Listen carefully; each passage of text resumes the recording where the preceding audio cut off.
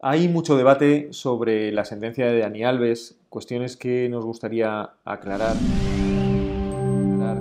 en relación a su defensa y en relación a la condena que ha tenido. Y es que es habitual en defensas, es muy mediática, Dani Alves, etcétera, etcétera, pero esto que ha sucedido, esta sentencia, esta condena, esta aplicación del atenuante muy cualificado de la reparación del daño, estas cuestiones que se están hablando son muy comunes y nosotros en el despacho las vivimos habitualmente, ¿verdad, Nuria? Sí, así es. Además hay que tener en cuenta que el tipo de delito del que estamos hablando es un delito que se produce totalmente en la intimidad. Por mucho que hubiera grabaciones previas de cómo había sido su relación, el hecho en sí por el que es condenado se ha producido dentro de un baño y en absoluta intimidad sin que haya ningún testigo ni ningún medio que haya podido Eso es. captar esas imágenes. Efectivamente, este tipo de procedimientos lo que hay que entender es que, al contrario que el resto en el que prima la presunción de inocencia y el indubio pro reo, que son dos cosas distintas, en este tipo de procedimientos la declaración de la víctima desvirtúa la presunción de inocencia, que no ocurre en el resto de procedimientos judiciales, en el que en este se entiende que como se desarrolla en la intimidad, como bien dice Nuria, pues quien tiene que manifestar lo que ha sucedido es la propia víctima. Pero aquí sucede una de las cuestiones que afectan a la propia sentencia, que es la credibilidad de la declaración de la víctima, ¿verdad? Así es.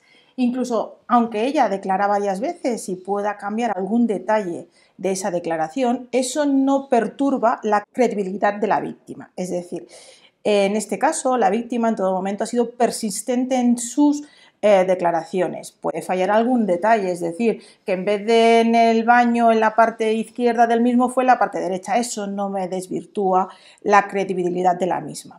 Del mismo modo que también hay que tener en cuenta otros motivos, por ejemplo, que no tenga motivos espurios contra la víctima, El agresor, contra el ¿verdad? agresor, exactamente.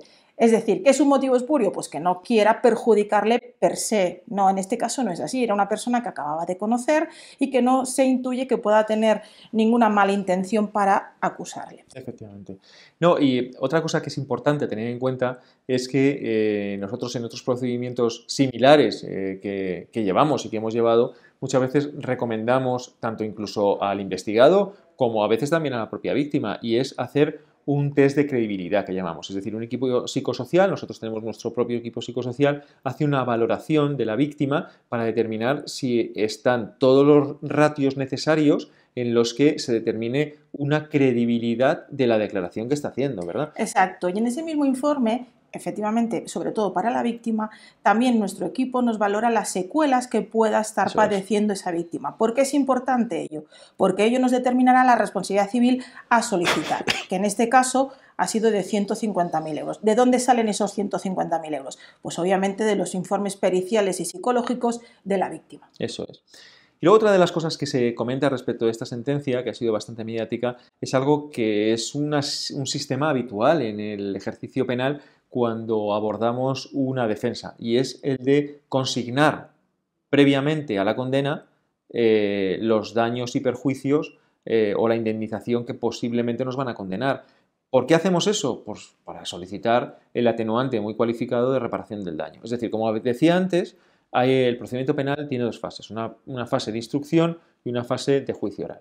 En la fase de instrucción, a la finalización, hay un escrito de conclusiones y ahí se deben fijar cuáles son tanto los hechos controvertidos, la posible condena, etcétera, etcétera, lo que se le está lo que se le está intentando condenar para el derecho de defensa y, sobre todo, cuál es la indemnización que se solicita por el Ministerio Fiscal y por la acusación particular. Y es un ejercicio habitual que para solicitar en sede ya de juicio el atenuante de reparación del daño, consignemos esas cantidades previa a la condena para que se pueda arbitrar ese atenuante. Y si no te condenan, no pasa nada, porque te devuelven el dinero.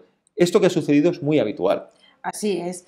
De hecho, él preventivamente primero intentó directamente abonar la indemnización a la víctima para que renunciara a las acciones civiles y penales y esta dijo que no, que quería continuar con el procedimiento penal. ¿Y qué hizo? Inmediatamente consignó en el juzgado la cantidad que se intuía que podía llegar a solicitarse.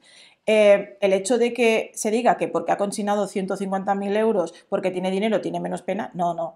Esto se aplica a todo el mundo, las atenuantes cualificadas por consignación de las responsabilidades civiles. Sí, efectivamente.